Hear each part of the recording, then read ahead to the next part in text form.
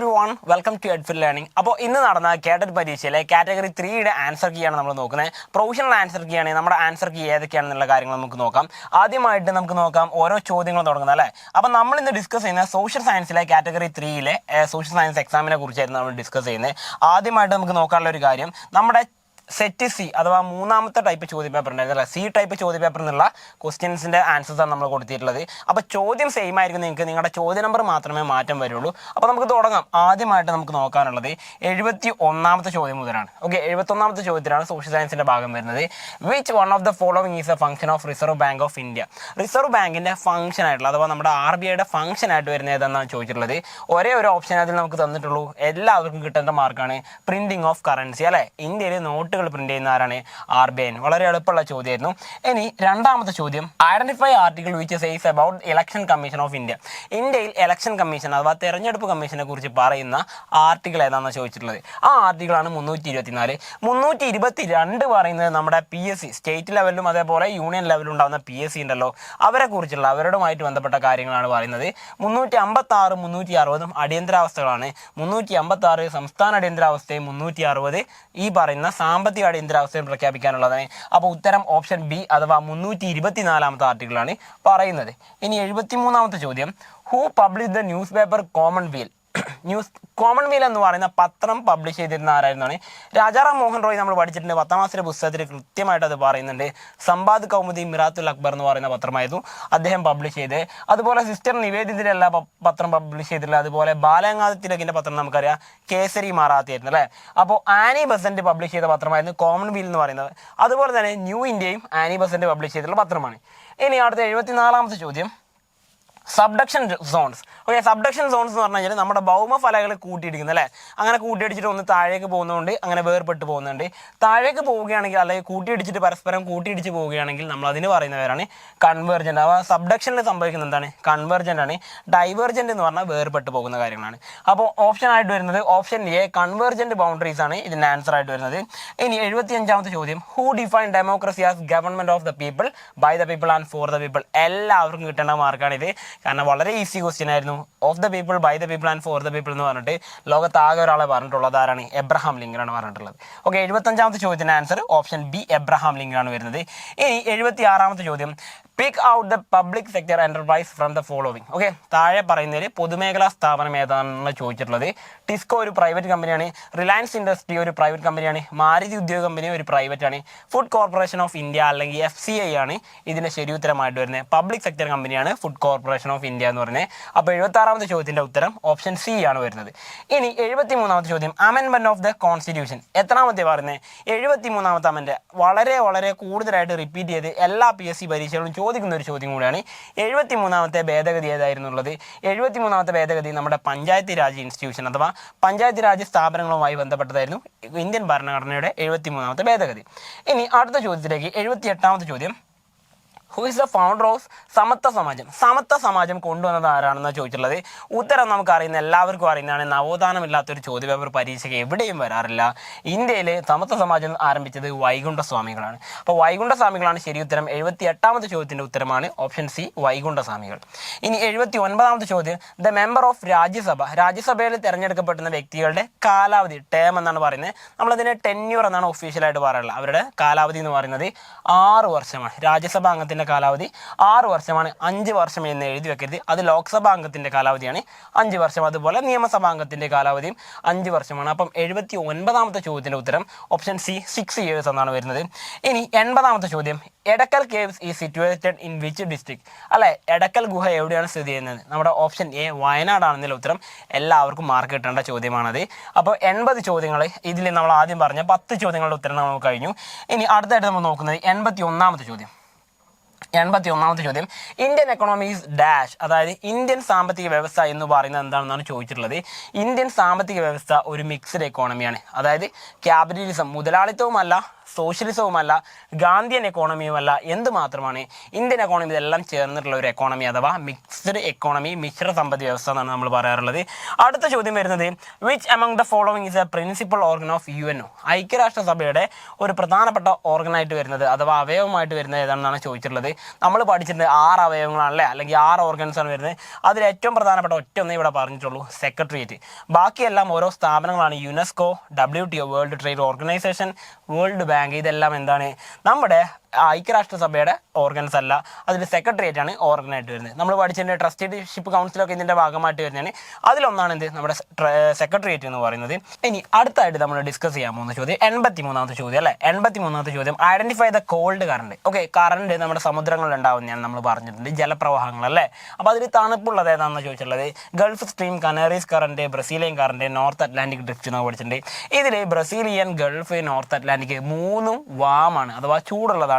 Called ആയിട്ട് വരുന്ന ഒന്ന് മാത്രമേ ഉള്ളൂ, അതേതാണ് കനറീസ് കറണ്ട് ആണ് വരുന്നത്. ഓക്കെ, 84ാമത്തെ ചോദ്യം identify the fluvial land form. Fluvial land form എന്നാണ് ചോദിച്ചിട്ടുള്ളത് സിർക്ക്, സ്റ്റാലഗൈറ്റ്, അതേപോലെ മഷ്റൂം റോക്ക്, ഡെൽറ്റ എന്ന് തന്നിട്ടുണ്ട്. ഓപ്ഷൻ എ ഡെൽറ്റയാണ് 84ാമത്തെ ചോദ്യത്തിന്റെ ശരി ഉത്തരം. India sign the Panchsheel agreement with dash. Okay, പഞ്ചശീല തത്വങ്ങൾ ഇന്ത്യ ആരുമായിട്ടാണ് ഒപ്പുവെച്ചിട്ടുള്ളതെന്ന ചോദ്യം. നമുക്ക് എല്ലാവർക്കും അറിയാം, ഷു എൻ ലായ് എന്ന് പറയുന്ന ചൈനീസ് പ്രധാനമന്ത്രി. അപ്പം ഓപ്ഷൻ ബി ചൈനയാണ് ആൻസർ വരുന്നത്. ഇനി അടുത്ത ചോദ്യം ഇബാദത്ത് ഖാന. ഇബാദത്ത് ഖാന എവിടെയാണ് ഉള്ളതെന്നാണ് ചോദിച്ചിട്ടുള്ളത്. ഇബാദത്ത് ഖാന സിറ്റുവേറ്റ് ചെയ്തിരിക്കുന്നത് എല്ലാവരും ആഗ്ര നേതും ആഗ്ര അല്ല, ആഗ്ര എന്ന് കുറച്ചുകൂടി മാറിയിട്ട് ഫത്തേപൂർ സിക്രിയിലാണ് എന്ത് സ്ഥിതി ചെയ്യുന്നത്, ഈ പറയുന്ന ഇബാദത്ത് ഖാന സ്ഥിതി ചെയ്യുന്നത്. മുഗൾ ചക്രവർത്തിമാരായിരുന്നു ഇതുണ്ടാക്കി വെച്ചിരിക്കുന്ന കാര്യം എല്ലാവർക്കും അറിയുന്നതാണ്. ഇനി 87ാമത്തെ ചോദ്യം വചന ലിറ്ററേച്ചർ ഈസ് അസോസിയേറ്റഡ് വിത്ത്, അല്ല ഈ വചന സാഹിത്യം എന്ന് പറയുന്നത് ഏതുമായിട്ട് ബന്ധപ്പെട്ടതാണ്? കബീറിൻ്റെതും അല്ല, ഗുരുനാനാക്കിൻ്റെ അല്ല, മീരാബായുടെ അല്ല. ഓപ്ഷൻ സി ബസവണ്ണ എന്ന് പറയുന്ന അദ്ദേഹവുമായിട്ട് ബന്ധപ്പെട്ടാണ് വചന സാഹിത്യം വരുന്നത്, നമ്മൾ ചരിത്രത്തിൽ പഠിച്ചിട്ടുണ്ട്. പിന്നെ 87ാമത്തെ ചോദ്യം the apex bank which focused on agriculture and rural development. ആ പേര് തന്നെ ഉണ്ടല്ലേ, അഗ്രികൾച്ചർ ആൻഡ് റൂറൽ ഡെവലപ്മെന്റ് അഥവാ NABARD, bank for agriculture and rural development. അപ്പോൾ ഓപ്ഷൻ ബി നബാർഡാണ് ശരി ഉത്തരം. SBI അല്ല, LIC അല്ല, RBI അല്ല. ഓപ്ഷൻ ബി നബാർഡാണ് ശരി ഉത്തരം വരുന്നത്. ഇനി 89ാമത്തെ ചോദ്യം the earth is at farthest position from the sun on. സൂര്യൻ അഥവാ സൂര്യനിൽ നിന്നും ഭൂമി ഏറ്റവും ദൂരെ നിൽക്കുന്ന ദിവസം ഏതാണെന്ന് ചോദിച്ചിട്ടുള്ളത് ജൂലൈ 4 വരുന്നത്. ബാക്കി എല്ലാ ദിവസവും അത്രത്തോളം ദൂരെയല്ല വരുന്നത്. ഏറ്റവും കൂടുതൽ വരുന്നത് ജൂലൈ 4 വരുന്നത്. 2022 ജൂലൈ 4 തന്നെയായിരുന്നു. അപ്പോൾ എസ്റ്റിമേറ്റ് എന്ന് പറഞ്ഞിട്ടാണ് 90ാമത്തെ ചോദ്യം തന്നിട്ടുള്ളത്. Difference in local time between the places located in 82.5 degree east and 82.5 degree 18.5 degree in west. അങ്ങനെയാണ് ചോദിച്ചിട്ടുള്ളത്. 30 മിനിറ്റ് എന്ന് പറഞ്ഞാൽ എന്താണ് ഹാഫ് ഡിഗ്രി എന്ന് തന്നെ നമ്മൾ ഉദ്ദേശിക്കുന്ന കാര്യം. അപ്പോൾ ഇവിടെ മനസ്സിലാക്കേണ്ട ഒരു കാര്യം എന്നുള്ളത് 82.5 ഡിഗ്രി ഈസ്റ്റിലും അതുപോലെ 82 ഡിഗ്രി വെസ്റ്റിലും സമയ വ്യത്യാസത്തിനുണ്ടെന്നാണ് 10ാം ക്ലാസ്സിലെ ജോഗ്രഫിയിൽ നമുക്ക് വരുന്ന 1ാമത്തെ അധ്യായത്തിൽ പറയുന്ന കാര്യമാണ്. അതായത് 82 ഡിഗ്രി തിരിയാൻ ഈ പറയുന്ന ഭൂമിക്ക് വേണ്ട സമയം 5.5 മണിക്കൂറാണ്. അങ്ങനെയാണെങ്കിൽ 0 നിന്നും 82 വരെയുള്ള ദൂരം, 0 ഡിഗ്രി മുതൽ 82 വരെയുള്ള 5.5 മണിക്കൂറും അതുപോലെ വെസ്റ്റിലേക്കുള്ള ദൂരം എന്താണ്, രണ്ടും ഒരുപോലെയാണ്. 5.5 മണിക്കൂറും കൂട്ടി നോക്കുക, രണ്ടും കൂട്ടി നോക്കിയാൽ നമുക്ക് കിട്ടുന്ന ഉത്തരം 11 മണിക്കൂർ എന്നാണ് കിട്ടാറുള്ളത്. ഇനി അടുത്ത 91ാമത്തെ ചോദ്യമാണ് minimum required population to consider an urban centre a city in India. ഇന്ത്യയിൽ ഒരു സിറ്റി എന്ന് കൺസിഡർ ചെയ്യണമെങ്കിൽ മിനിമം എത്ര പോപ്പുലേഷൻ വേണമെന്നാണ്? അത് വേണ്ടത് 1 ലക്ഷമാണ് അല്ലേ. 1 ലക്ഷം മുതൽ 10 ലക്ഷം വരെയാണ് എന്ത് ചെയ്യുന്നത് സിറ്റി ആയിട്ട് കൺസിഡർ ചെയ്യാനുള്ള മാനദണ്ഡം. ഏറ്റവും കുറഞ്ഞതിനാണ് നമ്മൾ മിനിമം എന്ന് പറയുന്നത് 1 ലക്ഷം വേണം. അപ്പോൾ 1 ലക്ഷം മുതൽ 10 ലക്ഷം വരെയുള്ള ജനസംഖ്യയാണ് നമ്മൾ സിറ്റി എന്ന് പറയുന്നത് അഥവാ അർബൻ ഏരിയ എന്ന് പറയുന്നത്. അതിനു വേണ്ടി നമുക്ക് വേണ്ടത് 1 ലക്ഷമാണ് മിനിമം. മാക്സിമം 10 ലക്ഷം വരെയും പോകാവുന്നതാണ്. ഓക്കെ, അടുത്ത ചോദ്യം 92ാമത്തെ ചോദ്യമാണ് the correct order of gases on the basis of their proportionate volume in the atmosphere. അന്തരീക്ഷത്തിലെ വായുവിൻ്റെ അതിൻ്റെ എത്ര ശതമാനം ഉണ്ടെന്ന് നോക്കിയിട്ട് നമ്മളോട് കൃത്യമായിട്ട് പട്ടികപ്പെടുത്താനാണ് പറഞ്ഞിട്ടുള്ളത് ഓർഡർ ആക്കിയിട്ട്. അപ്പോൾ ഏറ്റവും കൂടുതൽ നൈട്രജൻ ആണ്, രണ്ടാമത് വരുന്ന ഓക്സിജൻ ആണ്, പിന്നീട് വരുന്ന ആർഗൺ, കാർബൺ ഡൈ ഓക്സൈഡ് എന്ന് പറഞ്ഞിട്ടാണ് ഈ അന്തരീക്ഷത്തിലെ വാതകങ്ങൾ പോകുന്നത്. അപ്പോൾ ഏറ്റവും കൂടുതൽ നൈട്രജൻ ആണെന്നുള്ളത് ഒരേ ഒരു ഓപ്ഷനുള്ളൂ. അപ്പം ഓപ്ഷൻ സി 92ാമത്തെ ചോദ്യത്തിൻ്റെ ഉത്തരം ഓപ്ഷൻ സി ആണ് ആൻസർ വരുന്നത്. ഇനി 93ാമത്തെ ചോദ്യം which of the following is successor organisation of general agreement on trade and tariff, അല്ലെങ്കിൽ താരിഫ് ആൻഡ് ട്രേഡ് എന്ന് പറയുന്നതാണ് കറക്റ്റ് ആയിട്ട് വരുന്നത്. അപ്പോൾ ഗാട്ട് കരാറിന്റെ ഏറ്റവും പുതിയ രൂപം 1948 വന്ന ഗാട്ട് കരാറിന് പകരം വന്നതാണ് WTO. 1995 വന്നതാണ് വേൾഡ് ട്രേഡ് ഓർഗനൈസേഷൻ. അപ്പം 93ാമത്തെ ചോദ്യത്തിന്റെ ഉത്തരമാണ് option B world trade organisation. ഇനി 94ാമത്തെ ചോദ്യം head quarter of international monetary fund. Okay, IMFന്റെ തലസ്ഥാനം അല്ലെങ്കിൽ IMFന്റെ ഹെഡ് ക്വാർട്ടേഴ്സ് എവിടെയാണെന്ന് ചോദിച്ചിട്ടുള്ളത് മിക്കവാറും പേര് ഷാങ്ങായ് അല്ലെങ്കിൽ ചൈന ജനീവ എന്ന് എഴുതിയേക്കും.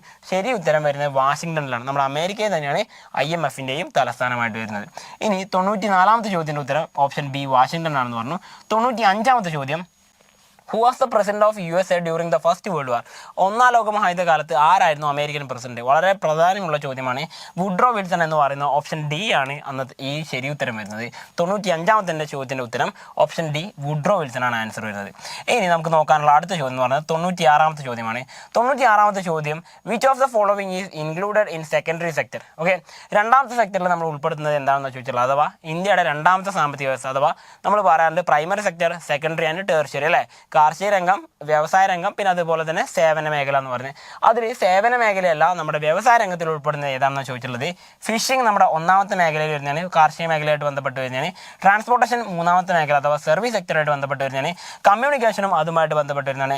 ഓപ്ഷൻ ഡി ഇൻഡസ്ട്രിയാണ് നമ്മുടെ രണ്ടാമത്തെ, ഇൻഡസ്ട്രിയൽ സെക്ടറാണ് നമ്മുടെ രണ്ടാമത്തെ സെക്ടർ. അത് തന്നെയാണ് സെക്കൻഡറി എന്നറിയപ്പെടുന്നത്. അപ്പം 96ാമത്തെ ചോദ്യത്തിൻ്റെ ഉത്തരം ഓപ്ഷൻ ഡി ഇൻഡസ്ട്രി എന്നാണ് ആൻസർ വരുന്നത്. 97ാമത്തെ ചോദ്യമായിരുന്നു, by dividing national income by the number of population we get. Okay, ദേശീയ വരുമാനത്തെ ജനസംഖ്യ കൊണ്ട് ഡിവൈഡ് ചെയ്ത് നമുക്ക് എന്ത് കിട്ടുന്നു? കണ്ണടച്ച് നമുക്ക് ഉത്തരം പറയാൻ പറ്റും. നമ്മുടെ ഓരോരുത്തർക്കും കിട്ടുന്ന ആളോഹരി വരുമാനം അഥവാ പെർ ക്യാപിറ്റ ഇൻകം. 97ാമത്തെ ചോദ്യത്തിൻ്റെ ഉത്തരമാണ് option C per capita income.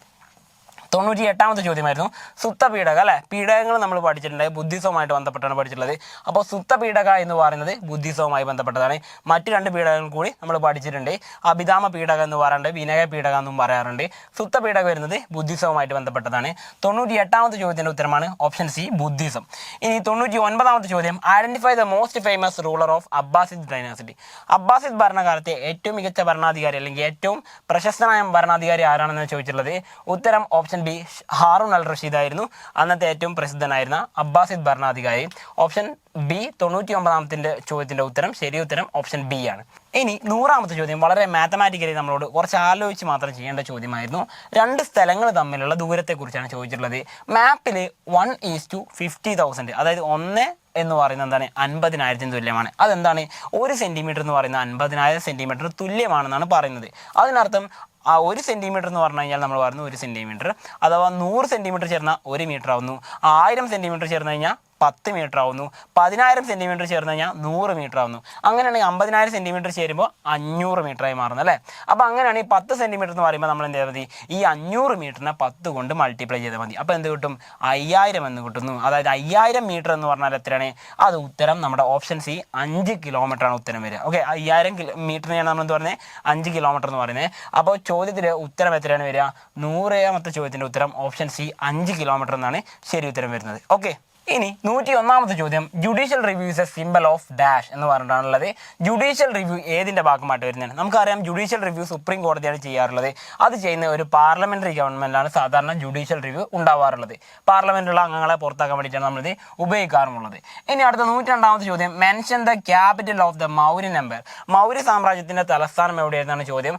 Option C പാടലിപുത്രമാണ് Maurya സാമ്രാജ്യത്തിൻ്റെ തലസ്ഥാനമായി വരുന്നത്. ഇനി 103ാമത്തെ ചോദ്യം, name the author of pamphlet common sense. Okay, 10ാം class പഠിക്കുന്നതാണ് നമ്മൾ കോമൺ സെൻസ് എന്ന് പറയുന്നത്. തോമസ് പെയിൻ എന്ന് പറയുന്നതാണ് അമേരിക്കൻ സ്വാതന്ത്ര്യ സമരത്തിന്റെ ഭാഗമായിട്ടാണ് ഉണ്ടാക്കിയിട്ടുണ്ടായിരുന്നത് തോമസ് പെയിൻ. ഓപ്ഷൻ ബി 103ാമത്തെ ചോദ്യത്തിന്റെ ഉത്തരം ഓപ്ഷൻ ബി തോമസ് പെയിൻ ആണ് ശരി ഉത്തരമായിട്ട് വരുന്നത്. പിന്നെ 104ാമത്തെ ചോദ്യം, ചമ്പാരൻ സത്യാഗ്രഹ എന്നാണ് നടത്തിയത്? ഗാന്ധിജി 1917 ചമ്പാരൻ സത്യാഗ്രഹം നടത്തിയത്. ഓപ്ഷൻ ബി ആണ് ശരി ഉത്തരം വരുന്നത്. 105ാമത്തെ ചോദ്യം, identify the leader of long March in China. ചൈനയിലെ ലോങ് മാർച്ച് നടത്തിയത് ആരായിരുന്നു എന്നാണ് ചോദ്യം. 1934 ലോങ് മാർച്ച് നടത്തുന്ന വ്യക്തിയായിരുന്നു മാവോ സേതുങ് എന്ന് പറയുന്ന ചൈനീസ് പിന്നീടുണ്ടായിരുന്ന പ്രധാനമന്ത്രി. അപ്പം ഓപ്ഷൻ എ മാവോ സേതുങ് ആണ് 105ാമത്തെ ചോദ്യത്തിൻ്റെ ഉത്തരമായിട്ട് വരുന്നത്. ഇനി നമുക്ക് നോക്കാനുള്ള 106ാമത്തെ ചോദ്യം, Indian constitution reserve the residuary powers. Okay, അവശിഷ്ട അധികാരങ്ങൾ ആർക്കാണ് ഇന്ത്യൻ കോൺസ്റ്റിറ്റ്യൂഷനിൽ പറഞ്ഞിട്ടുള്ളതെന്നാണ് ചോദിച്ചിട്ടുള്ളത്. യൂണിയൻ അല്ല, സ്റ്റേറ്റിനുമല്ല, പ്രസിഡന്റിനുമല്ല, ഇന്ത്യൻ പാർലമെന്റിനാണ് അവശിഷ്ട അധികാരങ്ങളെല്ലാം തന്നെ കൈമാറിയിട്ടുള്ളത്. 107ാമത്തെ ചോദ്യം, right to freedom is guaranteed. Okay, Indian ഭരണഘടനയിൽ എവിടെയാണ് ഇന്ത്യയിൽ സ്വാതന്ത്ര്യത്തിനുള്ള അവകാശം പറയുന്നത്? 19ാമത്തെ ആർട്ടിക്കിളാണ് പറയുന്നത്. പ്രധാനമായിട്ടും 6 സ്വാതന്ത്ര്യങ്ങൾ പറയുന്നുണ്ട്. 19A, B, C, D, E, F എന്ന് പറഞ്ഞിട്ടാണ് ഇത് മുന്നോട്ട് പോകുന്നത്. ഇനി അതുകൊണ്ട് തന്നെ അതുകൊണ്ട് തന്നെ 107ാമത്തെ ചോദ്യത്തിൻ്റെ ഉത്തരമാണ് ഓപ്ഷൻ ബി 19th ആർട്ടിക്കിൾ എന്ന് പറയുന്നത്. ഇനി 108ാമത്തെ ചോദ്യമായിരുന്നു in India sun rises first in. Okay, ഇന്ത്യയിൽ ആദ്യമായി സൂര്യോദയം കാണുന്ന ആരാണെന്ന് ചോദ്യം. നമുക്കറിയാം ഇന്ത്യയുടെ കിഴക്ക് ഭാഗത്തുള്ള സംസ്ഥാനമാണ് ആദ്യമായിട്ട് സൂര്യോദയം കാണുക. അത് അരുണാചൽ പ്രദേശാണ്. ഓപ്ഷൻ എ അരുണാചൽ പ്രദേശാണ് സൂര്യോദയം ആദ്യമായിട്ട് കാണുന്നത്. അവസാനം കാണുന്നത് നമ്മുടെ ഗുജറാത്തിലുള്ളവരാണ് അവസാനം കാണുന്നത്. ഇനി അടുത്ത ചോദ്യം 109ാമത്തെ ചോദ്യമായിരുന്നു the National Human Rights Commission ഇന്ത്യയിൽ എന്നാണ് NHRC അഥവാ ദേശീയ മനുഷ്യാവകാശ കമ്മീഷൻ രൂപപ്പെടുത്തിയെന്നാണ്. 1993. ഓപ്ഷൻ ഡി ആണ് ശരി ഉത്തരമായിട്ട് വരുന്നത്. 109ാമത്തെ ചോദ്യത്തിൻ്റെ ആൻസറാണ് ഓപ്ഷൻ ഡി 1993. 1993 ഇന്ത്യയിൽ മനുഷ്യാവകാശ കമ്മീഷൻ നിലവിൽ വരുന്നത്. ഇനി 110ാമത്തെ ചോദ്യം the correct order of peninsular rivers from the shortest to the longest. Okay, ഉപദ്വീപീയ നദികളിലെ ഏറ്റവും ചെറുതിൽ നിന്നും വലുതേക്കാണ് പറഞ്ഞത്. വലിയ നദി നമുക്കറിയാം ഗോദാവരിയാണ്. ചെറിയ നദിയായിട്ട് വരുന്നത് എന്താണ്? താപ്തിയാണ്. പക്ഷേ ഉത്തരത്തിൽ താപ്തി തന്നിട്ടില്ല, 4 നദികളെ തന്നിട്ടുള്ളൂ. ഗോദാവരി അവസാനമായിട്ട് ഓപ്ഷൻ വരുന്ന 2 എണ്ണം ഉണ്ട്. പക്ഷേ ഗോദാവരി കഴിഞ്ഞാൽ പിന്നെ ഏറ്റവും കൂടുതൽ നീളമുള്ള നദി കൃഷ്ണ നദിയാണ്. അതുകൊണ്ട് അതൊരൊറ്റ ഓപ്ഷൻ മാത്രമേ ഉള്ളൂ. അപ്പോൾ ഗോ കൃഷ്ണ, അതായത് പശുക്കളെ മേയ്ക്കുന്നവൻ ഗോകൃഷ്ണൻ എന്നുള്ള കാര്യം. ഇനി 111ാമത്തെ ചോദ്യം who compose the Allahabad pillar inscription. അലഹാബാദിലെ സ്തംഭത്തിന്റെ ഇൻസ്ക്രിപ്ഷൻ ചെയ്തത് ആരാണെന്ന് ചോദിച്ചിട്ടുള്ളത് ഹരിസേന. ഓപ്ഷൻ എ ഹരിസേനയാണ് ഉത്തരമായിട്ട് വരുന്നത്. ഇനി 112ാമത്തെ ചോദ്യം which among the following dynasty did not constitute the Muvendars. Okay, Muvendars എന്ന് അറിയപ്പെടുന്നത് നമുക്കറിയാം ഈ വരുന്ന ചേര, ചോള, പാണ്ഡ്യ, ഇവർ 3 പേരെയാണ് നമ്മൾ മൂവേന്തേഴ്സ് എന്ന് പറയുന്നത്. അതിൽ പെടാത്ത ഒരേ ഒരു വിഭാഗം മാത്രമേ ഉള്ളൂ പല്ലവാസ് എന്ന് പറയുന്നത്. അതുകൊണ്ട് ഓപ്ഷൻ എ പല്ലവാസാണ് 112ാമത്തെ ചോദ്യത്തിൻ്റെ ഉത്തരമായിട്ട് വരുന്നത്. ഇനി 113ാമത്തെ ചോദ്യം the direction from which the trade wind blow in the southern hemisphere. Okay, southern hemisphere നമ്മുടെ ഈ പറയുന്ന സദേൺ ഹെമിസ്ഫിയർ അഥവാ നമ്മുടെ ദക്ഷിണാർദ്ധഗോളത്തിൽ എങ്ങനെയാണ് ഈ പറയുന്ന ട്രേഡ് വിൻഡ് വാണിജ്യവാദം വീശാറുള്ളത്? നമുക്ക് 10ാം ക്ലാസ്സിലെ പുസ്തകത്തിൽ തന്നെ വന്നിട്ടുള്ള ചോദ്യം തന്നെയാണിത്. 10ാം ക്ലാസ്സിൽ ജോഗ്രഫിയിൽ പഠിക്കാനുള്ളതാണ്. 2ാമത്തെ ചാപ്റ്ററിൽ സൗത്ത് ഈസ്റ്റ് ദിശയിൽ അഥവാ തെക്ക് കിഴക്കൻ ദിശയിലാണ് ഈ പറയുന്ന ട്രേഡ് വിൻഡ് നമ്മുടെ ദക്ഷിണാർദ്ധഗോളത്തിൽ വീശുന്നത്. അപ്പം ഓപ്ഷൻ ബി സൗത്ത് ഈസ്റ്റ് ആണ് 113ാമത്തെ ചോദ്യത്തിൻ്റെ ശരി ഉത്തരമായിട്ട് വരുന്നത്. ഇനി 114ാമത്തെ ചോദ്യം who presented the objective resolution അഥവാ ഇന്ത്യയുടെ പ്രിയാമ്പിൾ പ്രസന്റ് ചെയ്ത ആരായിരുന്നു? ചോദ്യത്തിൻ്റെ ഉത്തരം വളരെ എളുപ്പം എല്ലാവർക്കും കിട്ടുന്നതാണ്. ജവഹർലാൽ നെഹ്റു ആണ് ഈ കോൺസ്റ്റിറ്റ്യൂന്റ് അസംബ്ലി നിയമനിർമ്മാണ സഭയുടെ മുൻപിൽ പ്രസന്റ് ചെയ്തിരുന്നത്. അതുകൊണ്ട് 114ാമത്തെ ചോദ്യത്തിൻ്റെ ഉത്തരം എന്ന് പറയുന്നത് ഓപ്ഷൻ എ ജവഹർലാൽ നെഹ്റു. ഇനി 115ാമത്തെ ചോദ്യം which one of the following can be considered as a way to sustainable development. Okay, സുസ്ഥിര വികസനത്തിന് വേണ്ടിയുള്ള വഴിയായിട്ട് നമുക്ക് ഏത് തിരഞ്ഞെടുക്കാം? Large scale use of chemical fertiliser. അത് അങ്ങനെ തന്നെ പറയുന്നുണ്ട്, കെമിക്കൽ ഫെർട്ടിലൈസർ ഉപയോഗിക്കാൻ പാടില്ല എന്ന് പറയുന്നുണ്ട്. അതുകൊണ്ട് കെമിക്കൽ പെസ്റ്റിസൈഡിൻ്റെ ഓപ്ഷനും തെറ്റാണ്. പിന്നീട് വരുന്ന 3ാമത്തത് large scale use of petroleum products. നമുക്കറിയാം പെട്രോളിയം പ്രോഡക്ട്സ് എന്താണ്? കൺവെൻഷനൽ ആണല്ലേ, തീർന്നു പോകുന്നതിന്. തീർന്നു പോകാതെ വരും തലമുറക്ക് കൂടി വേണ്ടി കാത്തു വെക്കുന്നതാണ് എന്ത്? സുസ്ഥിര വികസനം. അതുകൊണ്ട് ഉത്തരം ഏതാണ് വരുന്നത്?